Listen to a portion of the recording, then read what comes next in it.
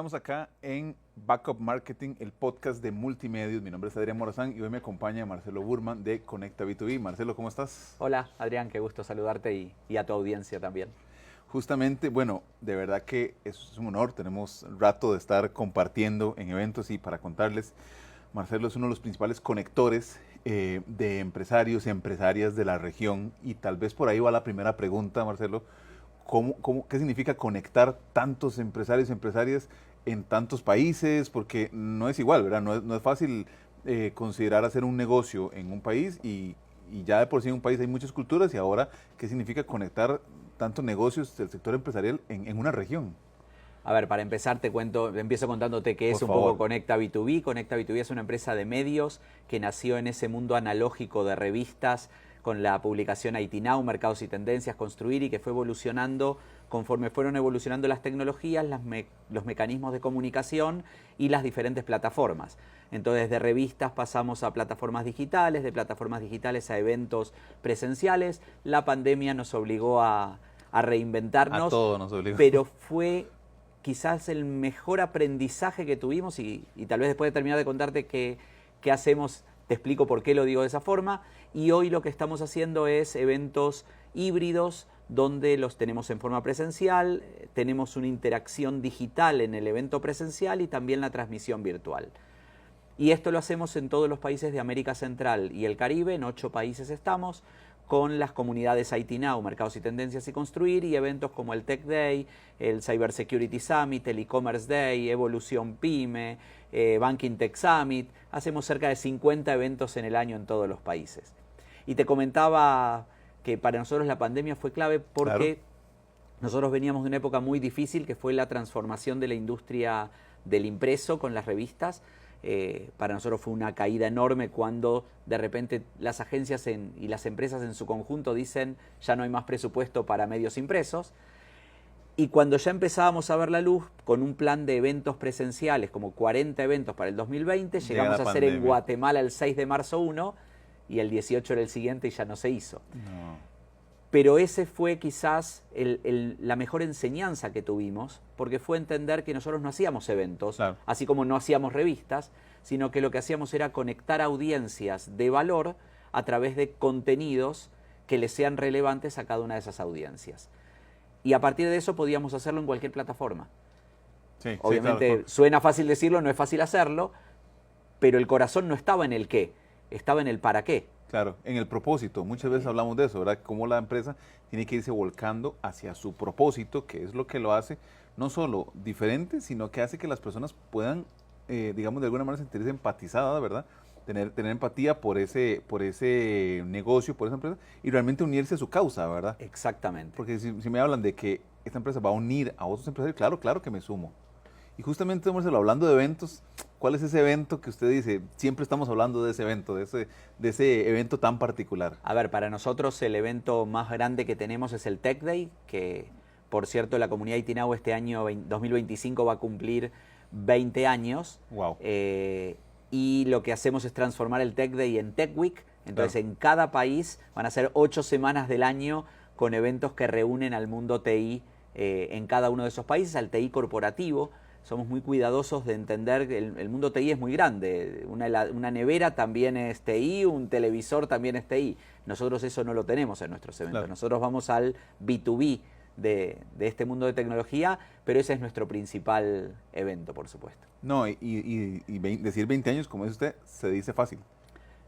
Hacer un evento durante 20 años y que se mantenga, pues ya de verdad que es un récord. Y justamente en esta idea de mantener las cosas, ¿qué es lo más difícil, digamos usted, qué consejo nos pudiera dar al sector empresarial, sector pyme, sobre la idea de conectar? ¿Qué es lo más difícil a la hora de conectar audiencias, de conectar al público con el evento, tanto en híbrido como en presencial, ¿verdad? Creo que lo más importante, esto lo voy a hablar desde el lado del organizador del evento, por supuesto. Lo más importante para nosotros es tener claro a quién vamos a traer en cada evento. La foto puede verse muy linda, con mucha gente, y uno puede decir, uy, mirá, estuvo lleno de gente, sí. Pero no era gente de valor, no eran tomadores de decisión. Nosotros somos muy cuidadosos de la audiencia que traemos a cada uno de los eventos, porque esa es la clave del éxito. No es llenarlo de gente, sino llenarlo de gente de valor, llenarlo calidad. de gente de tomadora de decisiones.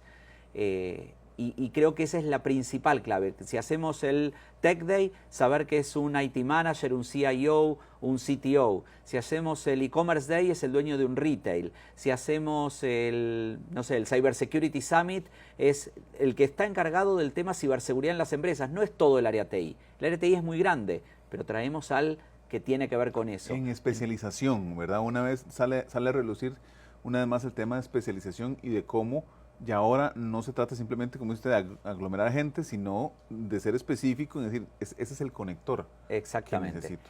Eso del lado del, pensando en el patrocinador, que al final es el que paga el evento muchas veces. Y al que le interesa que lleguen y que cierto llegan, tipo de personas. Pero para qué, yo siempre digo que nosotros en Conecta tenemos dos tipos de clientes, los que nos pagan con plata y los que nos pagan con tiempo. Claro. Y los dos son igual de importantes. Sí. Si no tengo ese cliente que me paga con tiempo, que decide venir todo un día a mi evento, no tengo al otro que me paga con plata. Claro. Con lo cual... Que le interesa que ese se quede todo el día. Exactamente. Entonces tengo que curar el contenido, tengo que saber qué le voy a dar, tengo que cuidar cada uno de los detalles y hacer que esa experiencia en ese evento sea una experiencia que le agregue valor a esa persona que decidió invertir un día de su vida.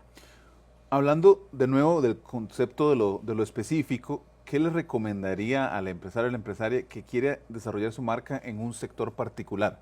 O sea, como en base a su experiencia desarrollando todas estas marcas y acompañando a las personas, ¿qué le recomendaría? No, básicamente que tengan muy claro quién es su audiencia y que dirijan el mensaje y el contenido a esa audiencia específica.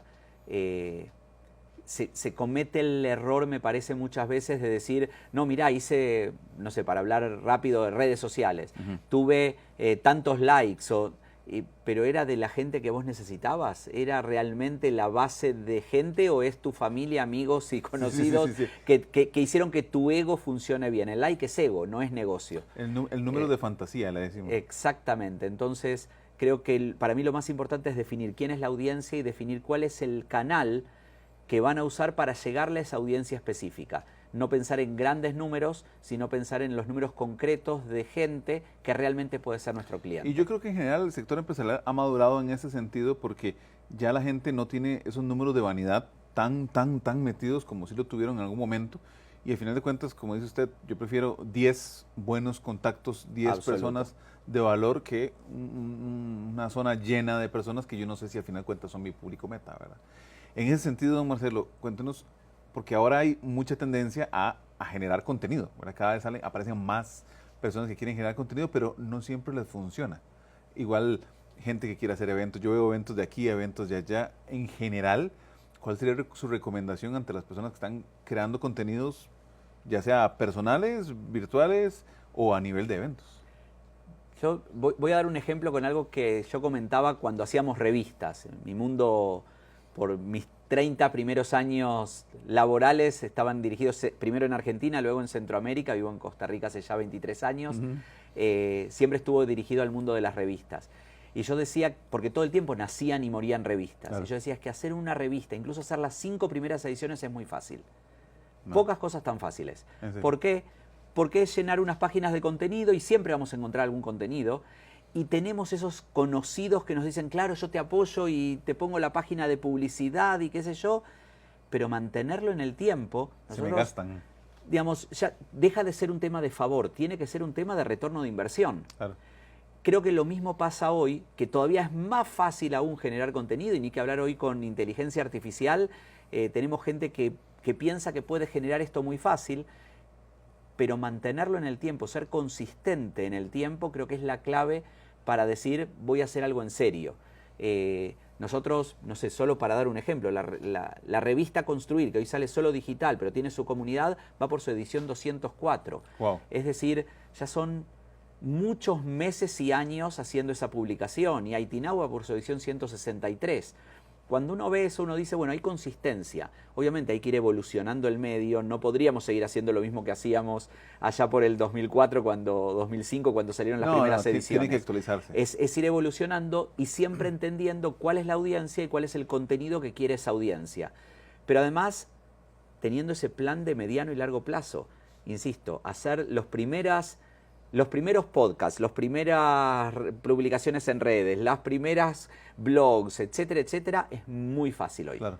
Sí, sí. Ser consistente en el tiempo, no. Y ahora, y qué valioso que lo mencione en este sector, porque habíamos hablado mucho de que un restaurante nace, lo vemos 3 meses abierto, cierra, pero en el sector también de la comunicación vemos muchos, en la pandemia nacieron muchos medios. Absoluto. Y murieron muchos medios.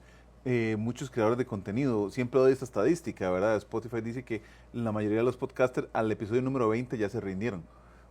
Y qué valioso es ver al empresario y la empresaria que se mantiene a través del tiempo y que planifica, ¿verdad? Que planifica una cantidad considerable. Metámonos un poquito en ese tema de inteligencia artificial. ¿Cómo siente, Marcelo, porque usted es un abanderado de la inteligencia artificial, ¿verdad? Y la incluye muchísimo en los eventos y demás. ¿Cómo siente que está impactando a este sector?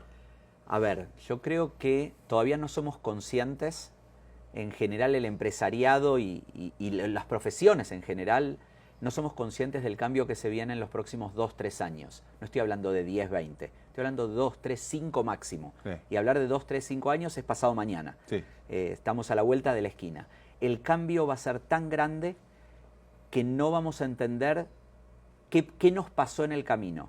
Cantidad de roles laborales se van a perder en el camino, que se van a tener que reconvertir porque el mundo que se viene es otro. Vamos a tener asistentes de inteligencia artificial para prácticamente todo lo que hacemos. El problema es que no tenemos que hacer que nos lo haga ese asistente todo.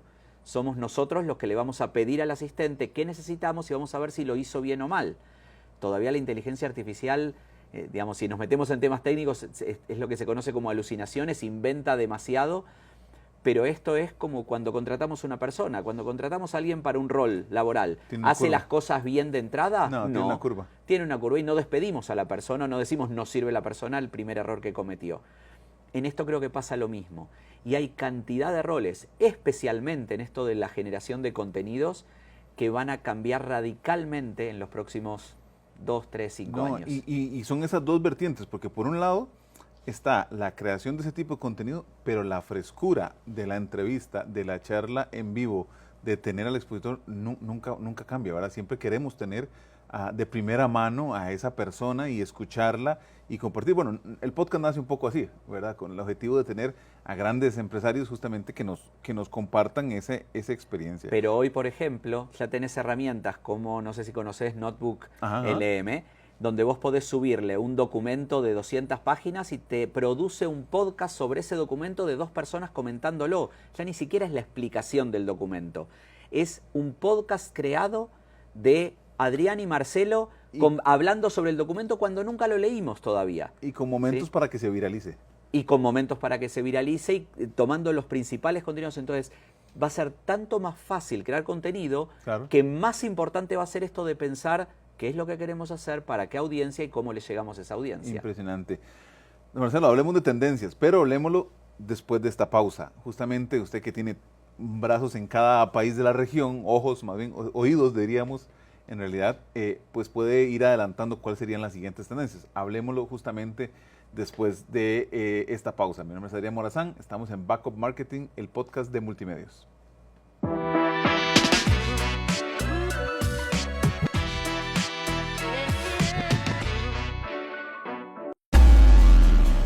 Alerta 8 son historias de vida, hechos que impactan a Costa Rica. ¡Véngase para acá, huevón! ¡Véngase! Información veraz, con la mejor cobertura. Compañeros, hay que quedar un elemento de Dios también. Somos Alerta 8, la historia detrás de la noticia. Alerta 8, de lunes a viernes a las 6 de la tarde y domingos a las 7 de la noche por Canal 8. Inaudito. Amigas y amigos lindos que nos ven desde Costa Rica, no se pierdan Inaudito de 3 a 5 de la tarde por Canal 8. Más allá de tu ventana, hay un mundo sorprendente que guarda historias escalofriantes. Aquí tendremos los relatos más aterradores sobre fantasmas, asesinos seriales. Pues lo maté y hoy lo maté me lo comí. Evidencias de vida extraterrestre. Inaudito, de lunes a viernes, 3 de la tarde, por Canal 8, más cerca de vos. Paula Brenes junto al equipo de periodistas de Noticias Telediario le traen la mejor información en directo desde el lugar de los hechos. Política, economía, sucesos, deportes y el mundo de los famosos. Telediario en directo, lunes a viernes 1 de la tarde por Canal 8, cerca de vos.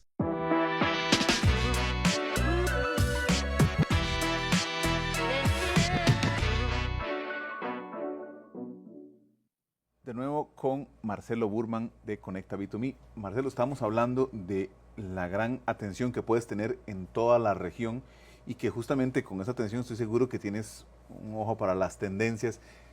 2025, ¿qué grandes tendencias se nos vienen? ¿Cómo percibes el mercado? A ver, creo que el mercado está ávido de entender el nuevo mundo, como decíamos antes de la pausa, este nuevo mundo que se nos viene, la forma de trabajar en las empresas en general, y me atrevería a decir que en las pymes en particular, porque las empresas grandes a veces tienen este problema de tener que pasar por 18 millones de aprobaciones para cada herramienta que van a contratar, y además contratar una herramienta significa contratarla para N decenas o cientos de personas. Una pyme a veces es ese empresario que toma decisiones y va probando lo que le funciona.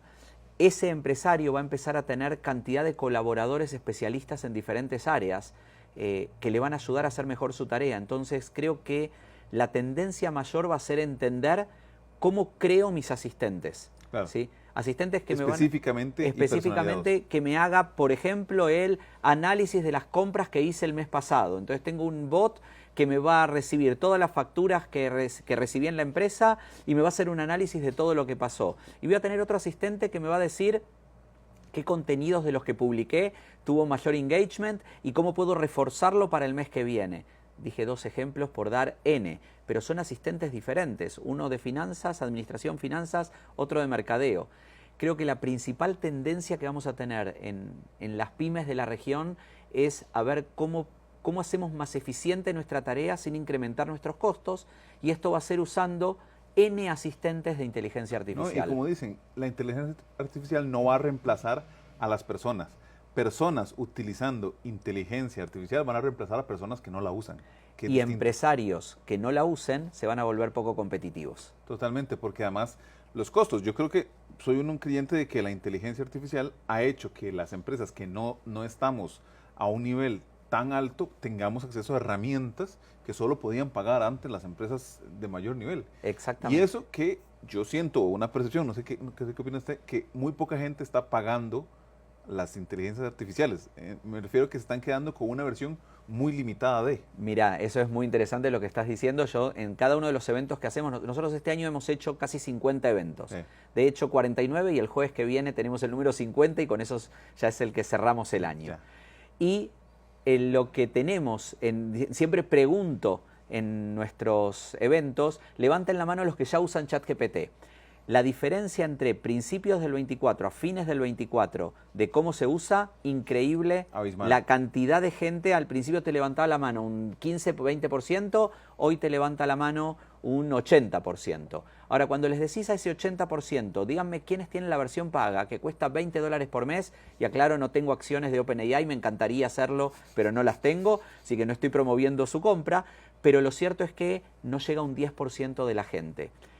La diferencia entre usar una versión gratuita y una versión paga es abismal. Totalmente. En las funcionalidades que nos da. Con lo cual, lo que tenemos que pensar es invertir en esos $20 por mes que nos van a ayudar a tener 30 asistentes diferentes. Es cierto, le vamos a tener que dedicar un buen tiempo a entrenarlo. Porque así como cuando contratamos a una persona, no nace sabiendo y la entrenamos, a un asistente vamos a tener que hacer lo mismo. Pero después nos costaron esos 30 asistentes $20 por mes. Pero es que además, cada vez que la usamos, tenemos que dedicarle tiempo a un prompt para asegurarse. O sea, el no pagarlo hace que yo cada vez que la use tenga que entrenarla. Absolutamente. ¿Verdad? Y de nuevo, ¿verdad? Y sí, y a veces te guardan ciertos históricos, pero no es igual. No es lo mismo. No es igual. Y de verdad que se siente la diferencia porque siento yo que es una percepción mía personal de cómo el empresario nuevo se quedó en la idea de lo gratis, ¿verdad? Se quedó en la idea de que todo tiene que ser gratis. Yo recuerdo cuando los programas de diseño y de edición de las grandes compañías, ¿verdad? Eran impagables, ¿verdad? Y ahora en realidad se paga una cuota mensual mínima por poder utilizarlos. Mismo concepto de no querer formalizar, mismo concepto además que no es que esté mal, pero es que yo creo fervientemente que esas herramientas están a la mano y que es mi forma de aportar un poco a OpenAI o cualquier otra empresa simplemente por utilizarlo, una forma hasta agradecerlo. El mismo sistema de Patreon, el mismo sistema de pagar por los eventos, de pagar por las asesorías, ¿verdad? Es decir, esto vale la pena invertir en mí. Totalmente, totalmente.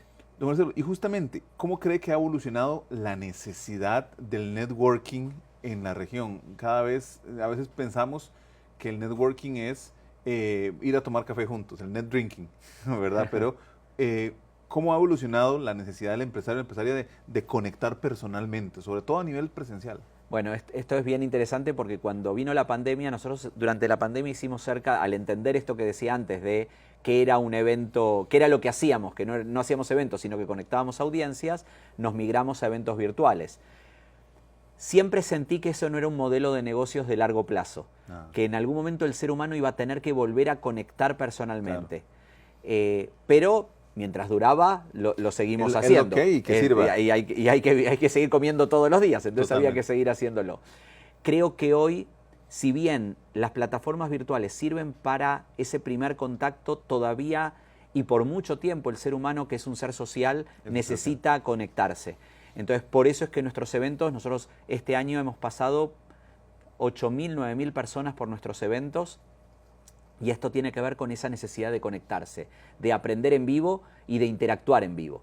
Esos dos conceptos me parece que siguen teniendo valor y los seguirán teniendo. Totalmente, porque como dice usted, el ser humano es social y además tenemos la necesidad de compartir, de enseñar, y además el consumo de este tipo de productos, por ejemplo, de podcast, es altísimo y uno siempre quiere escuchar a personas como usted que quieren compartir de sus contenidos. Y justamente le voy a hacer una pregunta de ese punto, para las personas que están arrancando, no digamos arrancando de cero, pero sí que tienen un cierto nivel y quieren desarrollarse más.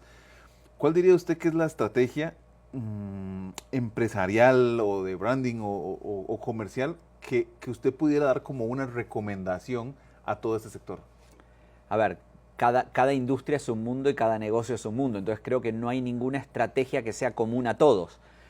Así como las personas somos diferentes, los negocios son diferentes y las audiencias son diferentes.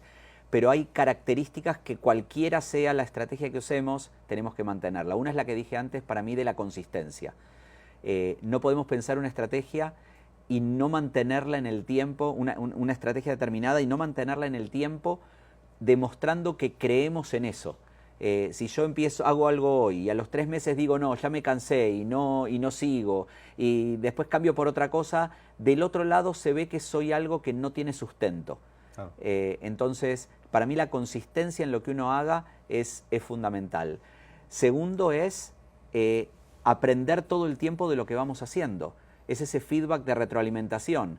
Así como la inteligencia artificial, decimos que hay que entrenarla y aprender, porque ella va entendiendo de lo que le pedimos y de lo que nos responde y de la respuesta que le damos para ir siendo cada vez mejor, digamos, lo que hay que entender es que la inteligencia artificial se entrenó o se entrena tal como aprendemos los seres humanos. ¿Cómo aprendemos? Del error también. De la práctica. De la práctica. Entonces ese feedback de lo que hacemos. Entonces entender qué es lo que está pasando con lo que hicimos, para mí nos hace mejores si realmente aplicamos ese aprendizaje. Y tercero, sentir que, y esto me parece que va a ser una característica del mundo que se viene, que no la sabemos todas y que vamos a tener que seguir aprendiendo todo el tiempo.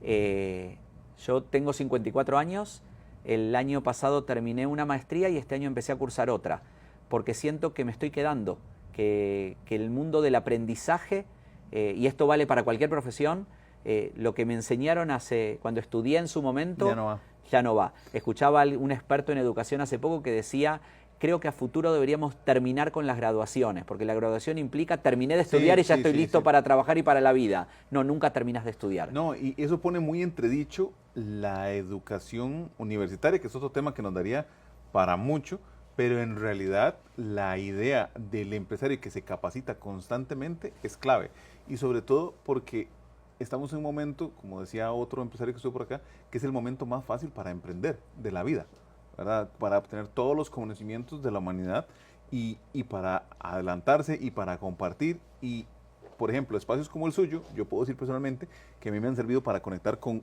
una serie de CEOs y de nivel empresarial que difícilmente se encuentra en otro lado. Pero su oferta siempre es capacitación y aprendizaje. Ya casi vamos cerrando, pero no me quiero ir sin esta pregunta. ¿Cuál cree que es justamente la competencia, el skill, la habilidad más importante que el empresario o la empresaria debería empezar a desarrollar? El skill más importante a desarrollar. Vuelvo a lo que decía, aprender, desaprender y volver a aprender. Claro. Saber que lo que hicimos hasta ahora no son, como se dice, vacas sagradas, y el famoso siempre lo hice así desaparece de nuestro vocabulario. Ya, digamos, esto cambia tan rápido que el siempre lo hizo así hace que nos volvamos dinosaurios en la industria en la que estemos. Sí. Entonces creo que el desaprender y volver a aprender va a ser una de las habilidades más importantes que tengamos a futuro. Sí, porque además, como dicen, ¿verdad? Los gerentes que no utilicen serán reemplazados por otros que sí. Absolutamente. Vamos a hacerlo para ir cerrando ahora sí, porque nos queda, el tiempo corre. ¿Qué consejo final le darían justamente? ¿Cuál es la clave para hacer networking? ¿Cuál sería su recomendación especial a las personas en general? Primero, que estén abiertos al networking, que sepan que, justo ayer escuchaba en un podcast que decían que el 60% de los trabajos que se consiguen hoy en día, de los primeros trabajos, perdón, se consiguen por relaciones. Y el 40% de los trabajos futuros que tiene la gente se consiguen por relaciones. Es decir, que el networking nos puede servir para cualquier cosa que hagamos. Si además es nuestra propia empresa, qué mejor que conseguir a nuestros clientes por esa relación, porque cuando hacemos empatía con esa otra persona, tenemos una parte del recorrido ya hecho. Entonces, creo que a nivel networking es estar abiertos a conocer gente, a aprender de la gente, a interactuar con esas personas y a las oportunidades que se nos presenten. Y yo creo que, como dicen, ¿verdad?, que el día que se siembra, ¿verdad?, no es el día que se recoge, y el networking debe ser fundamentalmente la posibilidad de dar y compartir. Y como dice usted justamente, esa empatía, esa buena relación, nosotros la tenemos con nuestros amigos, una familia, pero se acaban, ¿verdad? Y como dicen, es más fácil hacerse amigo de un socio, ¿verdad?, que volver a un amigo socio. Totalmente de acuerdo. Creo que definitivamente ese tipo de eventos y todo el desarrollo que están haciendo ustedes favorece muchísimo ese Eso espacio. es lo que apuntamos. Gracias, don Marcelo, gracias por acompañarnos en este espacio. Esperamos que las personas que vean puedan buscar justamente de Conecta B2B y que participen, como yo lo hago, de todos los eventos, porque la verdad es que es en todo Centroamérica, los que tenemos empresas en varios países, aprovechamos, ¿verdad?, y logramos disfrutar de esta dinámica. Don Marcelo, espero contar con usted en futuros episodios, y con esto nos despedimos en el Back Marketing, del podcast de Multimedios.